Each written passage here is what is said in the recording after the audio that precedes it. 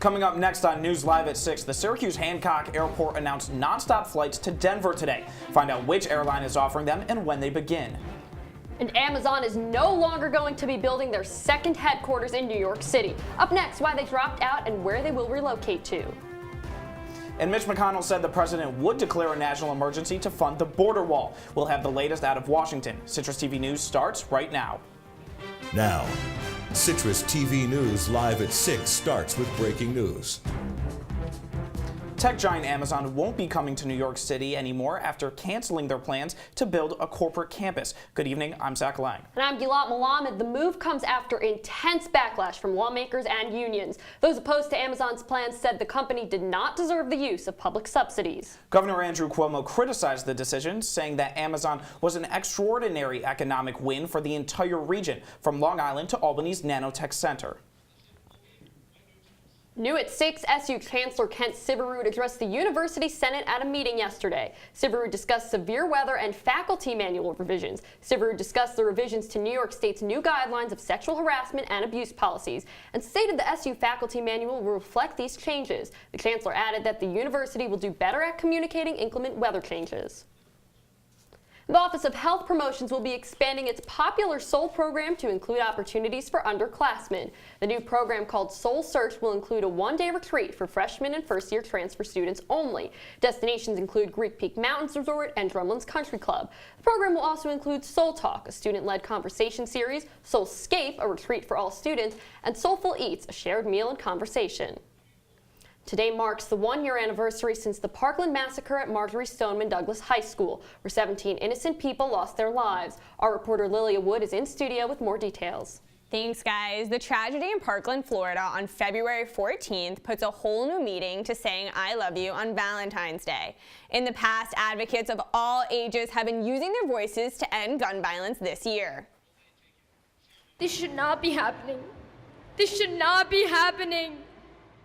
We are students. We should be learning and thinking about our tests, not about thinking that if we're gonna get killed. That was Nina Janssens, a student in Florida who, like many, has nightmares about what happened on this day last year. High school students from Parkland formed the advocacy group March for Our Lives. The students say it's comforting to look back at all they accomplished to create an even bigger movement against gun violence. Yet SU professor Ellen Delara, who specializes in school gun violence, says the students should not have to take on this responsibility. Kids have had to take this on because adults really do not pay close enough attention to what's already known in their schools. Like, okay, in Parkland, people knew that this guy was troubled and that he had already said that he was making threats against other students and that he's going to shoot up the school.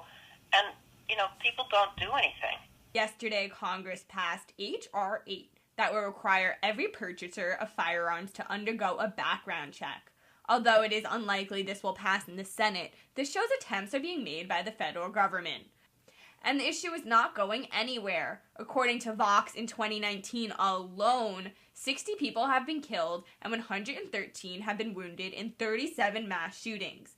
That averages to about one mass shooting per day. There are shootings at least once a week in a school in the U.S. And it depends on where it's located, how many people were injured, is it primarily Caucasian students? Is it minority students? All of those factors are taken into account by the media of whether or not they're going to play it up. And to see more memorials, memories, and tributes to the 17 Parkland victims, I encourage you to go on social media and see the posts their relatives and friends have been writing to remind everyone of the lives lost. Back to you guys. Thanks, Lilia. We'll continue to cover the Parkland activists and the opposition they face. Now, I gotta say, it was pretty sunny today. It didn't look like any rain showers, no snow showers, just a lot of people being showered with love here on Valentine's Day. Yeah, it has been pretty nice weather for Valentine's Day, but you want to make sure you're not late to get to your plans. Adam Sperling has your weather and traffic for tonight. That's right, guys. It was not very snowy or rainy today. Unfortunately, that's not the case for the rest of the weekend. Taking a look outside right now, it's about 32 degrees right at the freezing point, and we're going to be seeing some rain overnight tonight. But it's going to be warming up. Taking a look at tomorrow, we're going to be seeing a high of 43 degrees, but rain through the morning. By about noon, the rain should be dying down a little bit, but you are going to be waking up to heavy winds, so break out those winter rain boots or snow boots if you insist. Now, taking a look at our traffic today, we are seeing virtually no traffic on the I-81 except for near the north of campus. And as you can see here in the north of campus, we are seeing a little bit of red, which means that we do see more traffic. Now, if we zoom out to the rest of Syracuse, we're seeing a little bit of traffic on I-690, but very little, so that's going to be a good commute. And if you see down here below campus on I-89, virtually no traffic. So it's going to be a decent commute home for anyone who's commuting. Zach, Gilat, I'll have more for you about our weather and a little bit about California in my full weather forecast. Back. Thanks, Adam. Ski trips out of Syracuse just got a whole lot easier. United Airlines announced today that it will offer a new daily service between their Denver hub and Hancock International Airport. The service will enable connections to various West Coast destinations such as Las Vegas and San Diego. New York Senator Chuck Schumer praised the deal as a result of Hancock's $65 million renovation. Flights will begin operating on June 6th. County Executive Ryan McMahon was present at the announcement. Community, giving our community opportunities to see one of the growing regions, one of the growing cities in Denver, and also giving folks in Denver an opportunity to see what our community has to offer. If you're looking for fun Valentine's Day weekend plans, well, Syracuse Winterfest begins today and goes until the 24th. Winterfest takes place on the corner of Salina and Water Street. Today features a Post-Standard treasure hunt. Follow the clues online or in the Post-Standard to find a medallion that is hidden on public land. The prize for finding the medallion, $2,000. Perfect motivation to go out and search in the cold. And the mayor of Utica says he is running for a third term. Robert Palmieri highlighted the city's success over the past 8 years. Palmieri, along with a slight majority on the city council, passed an extension on long-term limits for certain city roles. This would mean that the mayor, comptroller, and council members would serve 12 years instead of 8. He faces opposition from Councilman Joe Marino, who has been critical of Palmieri and the extension. And a former colonel from Jamesville has been charged with sexual assault and battery and is facing up to $150,000 in charges. State Supreme Court ruled that Andrew Green must pay $125,000 after being arrested on rape charges. A lawsuit filed by the victim in 2017 addresses offenses of statutory rape as far back as 2015. Supreme Court Justice Judge Carlunas ruled Wednesday that the charges would go towards trauma faced by the victim. SUNY Oswego is investigating threats made against the student group on campus. The threats came after the group SUNY Oswego Young Americans posted a photo online showing members at a table with signs saying "Build the Wall." The online threat spoke of shooting and death threats on social media sites. The school's president announced the threat in a letter. University police are currently investigating the threats, which have since been removed. Child sex abuse victims are now able to sue as adults. New York Governor Andrew Cuomo signed the Child Victims Act today. The bill extends the statute of limitations for reporting sex abuse and for filing lawsuits. New York has considered the bill for years. In late 2018, an investigation released scores of child sex abuse scandals in New York Catholic churches. Cuomo said the bill helps victims get the justice they deserve. Today says justice is done. Today says nobody is above the law. The bill says for those who are cloaked with authority, that cloak is not impenetrable, that if you violate the law, we will find out and you will be punished. Visitors to Albany will have a new opportunity to learn about New York history. The People of New York exhibit will be opening at the New York State Capitol. There will be 6 sections, including Gateway to Our Nation, discussing Ellis Island, New York Leads the Way, highlighting inclusive legislation, and the Fight for Freedom, which is about civil rights. In his announcement today, Governor Cuomo said he wants the exhibit to showcase the state's diverse background. If you can't make it to Albany, you can share your own New York story on the exhibit's website. Coming up, President Trump will take action to prevent a shutdown, but he has his own plan for border security. And the Department of Justice will see a familiar face return. Stay tuned to find out who will oversee the Mueller investigation. Citrus TV News will be right back. Leaving hot coals improperly extinguished can cause a wildfire. Hey guys, it's smoke It looks as if Smokey is going to use the drown, stir, drown and feel technique. After the first drown, a good start. Next, another drink. And finally, a close feel. Is it cool? Okay. Yeah. Hey, Smokey, catch. Oh, my bad, Smokey. Only you can prevent wildfires.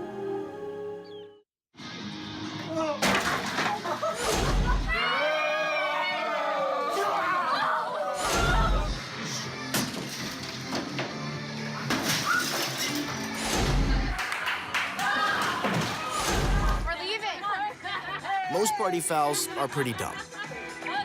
But if you decide to drink and drive underage, you could lose your license and your freedom. Underage drinking and driving. The ultimate party foul.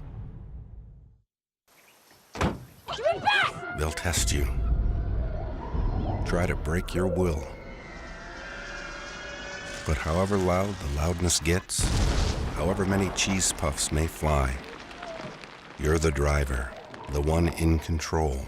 Stand firm. Just wait. And move only when you hear the click that says they're buckled in for the drive. Never give up till they buckle up. They call me Maxie, but I prefer tripod. I was your above-average four-legged homie, and then wham-bam minivan. Some people pity me. Now that's lame. I still run, fetch, and swim. And the ladies love me. I'm the ultimate wingman. Just don't ask me to high five.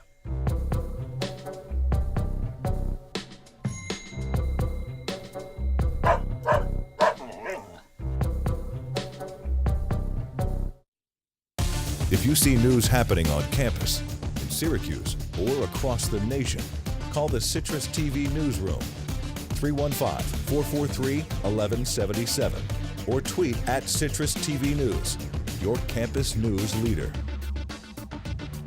Welcome back. President Trump is expected to sign legislation to avoid a potential government shutdown, but he will also declare a national emergency to get funding for his proposed border wall. Senate Majority Leader Mitch McConnell announced the president's plans and said that he will support the national emergency declaration. Spending legislation to keep the government open passed the Senate today. Conservative media figures, including Laura Ingraham and Sean Hannity, have publicly criticized Trump for considering signing the spending bill. William Barr will officially return to the Justice Department as Attorney General, replacing interim AG Matthew Whitaker. Barr was confirmed by the Senate in a 54-45 vote on Thursday. He previously served as Attorney General under President George H.W. Bush. One of Barr's chief responsibilities as Attorney General will be the oversight of Special Counsel Robert Mueller's investigation into the 2016 election. Barr said that he did not know what Mueller's investigation would turn up, but he did pledge to be as transparent as possible with the final report. And trade talks between the U.S. and China continue as a deadline to enforce tariffs approaches. U.S. Treasury Secretary Steve Mnuchin says he was looking forward to the trade talks. Discussions are scheduled to run until Friday. If there is no agreement by March 1st, the U.S. says it will raise tariffs on $200 billion worth of Chinese goods. The Chinese government has offered few details at this stage of negotiations. Once again, drama surrounds the president and the Justice Department. Former FBI Director Andrew McCabe confirmed that he had explored using the 25th Amendment to remove President Trump from office. Citrus TV correspondent Michael Furnari is here to give us the latest details. In an interview scheduled to air on Sunday, former FBI Director Andrew McCabe said that he and other Justice Department officials considered an attempt to remove President Trump from office. McCabe also said that former Deputy Attorney General Rod Rosenstein offered to wear a wire and record the president. Reports of these conversations leaked back in September, but have been confirmed by McCabe in an upcoming 60 Minutes interview. According to McCabe, officials discussed the plan in the days between the May 2017 firing of FBI Director James Comey and the appointment of Robert Mueller. So far, the Justice Department has denied McCabe's story. The DOJ released a statement today calling his version of events, quote, inaccurate and factually incorrect, end quote. McCabe's credibility has been called into question before, as McCabe has been accused of lying to investigators. In his typical fashion, President Trump responded to the news on Twitter, saying that McCabe was, quote, a big part of the crooked Hillary scandal and the Russia hoax, end quote. In a second tweet, he would go on to call McCabe a disgrace to the FBI. If McCabe's story is accurate, it only adds to the narrative that there is a serious disconnect between President Trump and the government agencies that he's supposed to be working with. Zach and Gilat, back to you. Thanks, Michael. We'll be looking ahead to see if any further issues develop between the President and the Justice Department. And the latest, women in Japan are rebelling against a centuries-old Valentine's Day tradition that requires they give gifts to male co-workers. On Valentine's Day in Japan, women are expected to give handmade chocolates to significant men in their life. But according to a recent survey, around 65% of Japanese women say they will not be buying chocolate for men, but rather for themselves. U.S.-backed Kurdish forces have contained ISIS to one small town in Syria. However, as U.S. and Kurdish forces close in, terrified residents flee. Syrian officials state there were roughly 500 civilians living in this town prior to the escalation. As U.S. soldiers closed in, civilians fled in fear, causing Syrian Democratic officials to lose track of the number of civilians still alive. Camps for the displaced hope to offer supplies and safety as U.S.-backed Kurdish soldiers move survivors out of dangerous areas. An award-winning Filipino journalist is now released from jail. Maria Ressa was released on bail after spending a night in detention. She was arrested on charges of cyber libel based on an article published in 2012, nearly a year before the cybercrime law even passed in the Philippines. This comes only 2 months after Ressa was named one of Time Magazine's 2018 Person of the Year. She and her company, digital news outlet Rappler, are also facing a tax suit for allegedly violating laws on foreign ownership. And coming up after the break, Adam Sperling returns with his full weather forecast. Keep watching for storm forecasts across the country. And a plan to make drinking water safer is in the works. That and more when we come back. Stay tuned. Patriotism. It inspires passionate debate. It's worn like a badge of honor with good reason, because it means love and devotion for one's country. But what really makes up this country of ours? It's the people. To love America is to love all Americans. This year, patriotism shouldn't just be about pride of country. It should be about love. Love beyond age, sexuality, disability, race, religion, and other labels. Because love has no labels.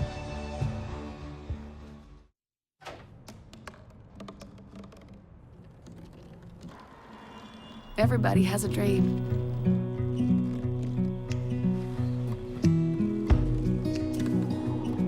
Mine was to see the ocean. And with a little help, I made it.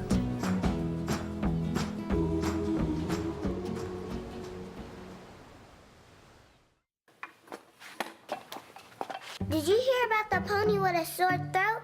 He was a little horse. Can I tell you a cat joke? Just kidding. Why couldn't the Wait. Why was the basketball court all wet? Why? Because the players kept dribbling all over it. Where did cats go on vacation? New York.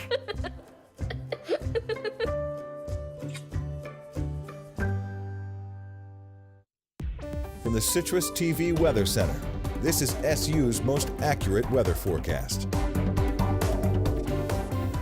Welcome back to Citrus TV News. I'm here with the weather. Taking a look outside right now, it's about 32 degrees here in Syracuse. Overnight, you can expect some rain, but it's going to be warming up a little bit. Now, taking a look right now outside to the rest of central New York, we are going to be seeing temperatures of about 30s to low 20s across the board. It's about 36 degrees in Rochester. Penn Yan and Elmira are both at 38, and Cortland and Binghamton both at 35. Syracuse, we're still at 32, smack in the middle of everybody. Now, taking a look at our Friday planner, we're going to be waking up to about 38 degrees if you wake up at 9 a.m. Unfortunately, a lot of us have classes a lot earlier than that, which is unfortunate. But we're going to be getting up to about 41 degrees by noon and going down to about 33 degrees by 6 p.m. Now, you can expect some morning rain showers and it to drop below freezing overnight. Now, let's take a look at my 5-day forecast. We're going to be seeing temperatures of about the high 20s as our highs for the rest of the weekend. It's going to be about 27 degrees on Saturday, low of 13. Now, let's just take one quick look. Do you see sun? I don't see any sun. It's going to be a pretty drowsy weekend for everybody involved. Monday, we're going to be seeing a little bit of snow, which is honestly a change from just clouds, clouds, clouds. Now, if you and your loved one had planned a trip to dry, sunny California for Valentine's Day, you were in for a rude awakening. Torrential rains have been pouring across much of central California for the past day. The phenomenon responsible is an atmospheric river, aptly referred to as sky rivers. They are bands of water vapor that are made visible by clouds. Now, what does this mean for California? Power briefly went out for more than 130,000 buildings. We have seen mudslides in areas already devastated by wildfire, and as you can see, many urban and suburban areas have been flooded. Unfortunately, the only positive thing I can say about this weather is that it will be likely over in the next couple of days. Now, out of the world of atoms in weather, let's go to the world of atoms in sports with Adam Unger. Adam, what do you got for us? Thanks, man. Coming up in sports, don't do a double take. Yeah, there are two Adams, and yeah, there were two NC State matchups. Both the men's and women's basketball teams played NC State last night. Find out what happened in both contests right after this.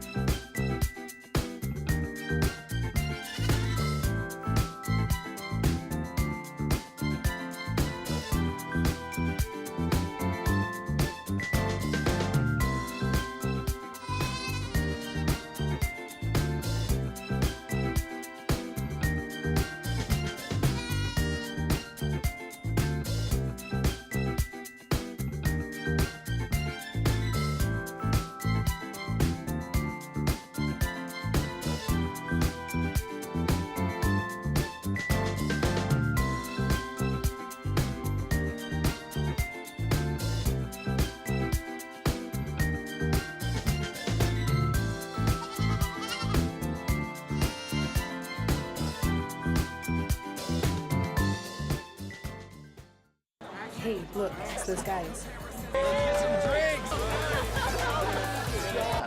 Are you good to drive? I'm fine. How many did you have? I should be fine. You should be. Go and step out of the vehicle for me. See ya, buddy. Good luck. So turns out, buzz driving and drunk driving, they're the same thing, and it costs around $10,000. So not worth it. What are you, superheroes? Just four brothers who hate bullies and love this city.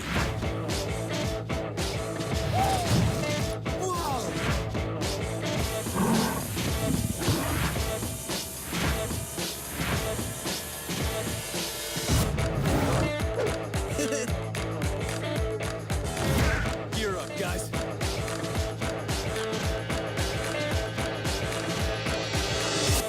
And now, your CitrusTV Sports Report.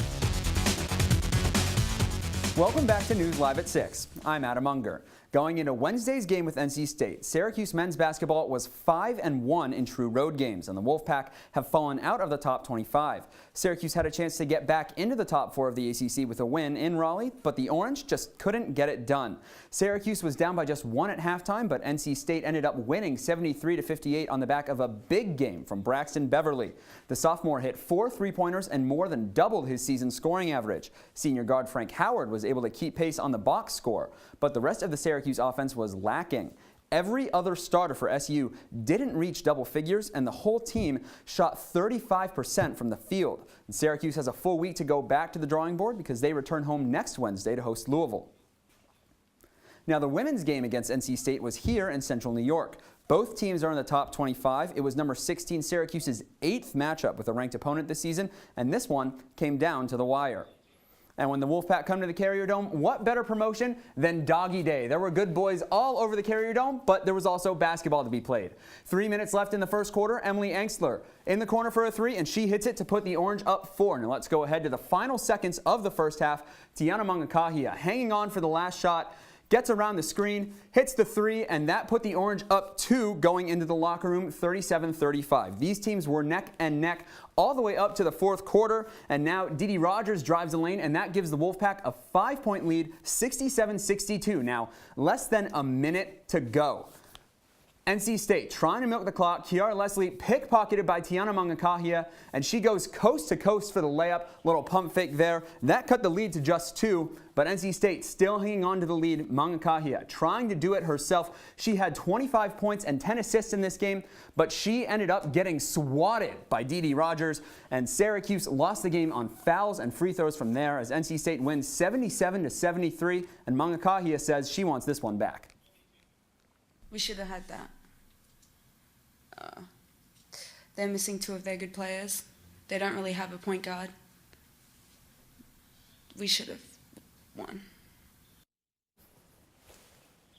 Sticking to the hardwood, the Knicks are taking on the Atlanta Hawks tonight. The post-Porzingis deal Knicks have yet to win a game, and listen to this. Their losing streak dates back another month before the deal. New York's last win was against the Lakers on January 4th.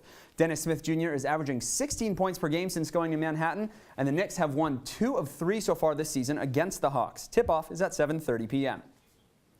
And Syracuse football has made a new addition via transfer. Defensive end Jeffrey Gunter will join the Orange after 2 years at Coastal Carolina. The All-Sun Belt defensive end had 14 tackles for loss and 5 sacks this past season.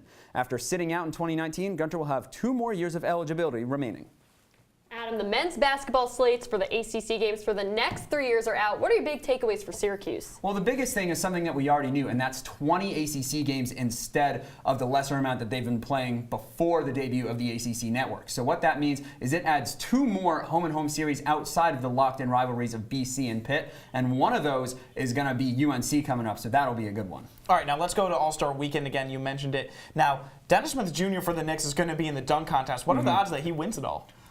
I'm not so sure he wins. I think the changing of the guard and a new jersey might mess things up a little bit. He's been flying high for New York, though, so I'm excited to see what he does in the long run when he doesn't have any defenders to worry about. Certainly. Thanks for joining us, Adam. Thank you. We'll be right back.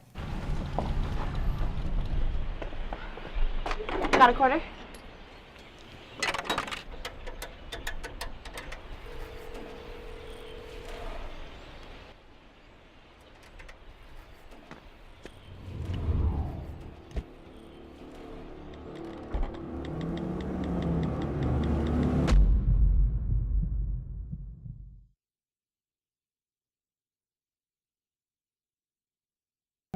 They told me a bottle couldn't dream.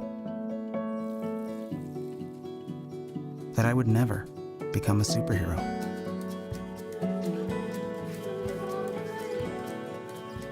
But I learned how to fly. Just to come back in a new disguise. And be the hero that I've always wanted to be.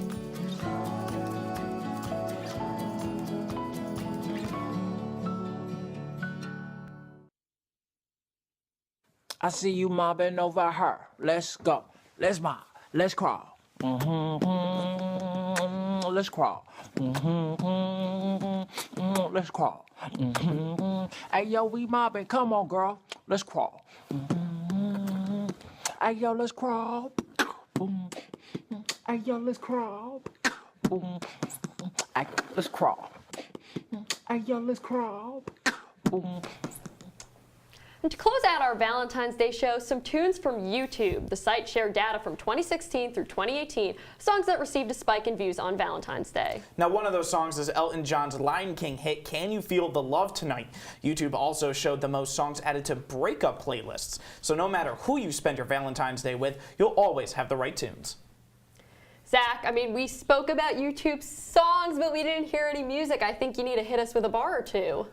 No. I can't sing. I'm so sorry. All right, fine. I'll give the people what they asked for. Okay. Can you feel the love tonight? Can't we just watch Lion King instead? Come on, it's Valentine's Day, but what are you looking for tonight? Are you looking for like some fun, like happy vibe songs, or what are you looking for on YouTube? What am I looking for on YouTube? Probably just some chill music, you know, candlelight music sort of deal, you know, keeping it chill.